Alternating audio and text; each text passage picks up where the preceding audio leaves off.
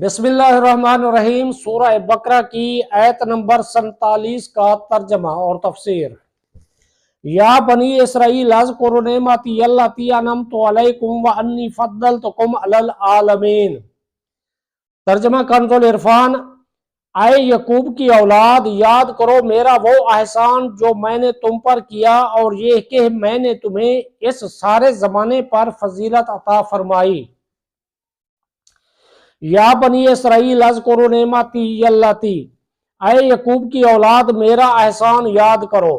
یہاں سے ایک بار پھر بنی اسرائیل کو اللہ تعالیٰ کے احسانات یاد کرنے کا حکم دیا گیا ہے، تاکہ وہ اللہ تعالیٰ کے حبیب صلی اللہ تعالیٰ علیہ وآلہ وسلم کی اطاعت ترک کرنے سے ڈریں اور ان پر حجت پوری ہو جائے۔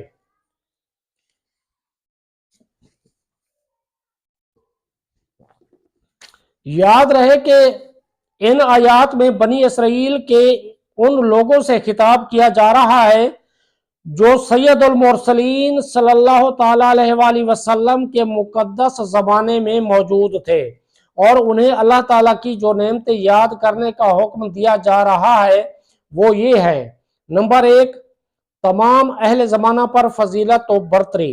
نمبر 2، دریا میں راستہ بن جانا۔ نمبر 3، فرعون سے نجات۔ نمبر 4، تورات کا عطا ہونا۔ نمبر 5، بچڑے کی پوجا پر معافی مل جانا۔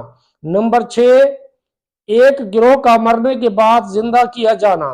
نمبر 7، بادلوں سے سایہ ملنا۔ نمبر 8، من و سلوہ نازل ہونا۔ نمبر 9، پانی کے 12 چشمے جاری ہو جانا۔ نمبر 10، زمینی اناج عطا کیا جانا وغیرہ۔ یہ تمام نعمتیں ان کے آباء و اجداد کو عطا کی گئی تھیں، اور چونکہ جو نعمتیں آباء و اجداد کو ملی ہوں وہ ان کی اولاد کے حق میں بھی نعمت ہوتی ہے، اس لیے ان سے فرمایا جا رہا ہے کہ اے یعقوب کی اولاد میرا وہ احسان یاد کرو جو میں نے تم پر کیا، اور میرے حبیب صلی اللہ تعالیٰ علیہ وآلہ وسلم کی پیروی کر کے اور ان کے دین میں داخل ہو کر میری ان نعمتوں کا شکر ادا کرو۔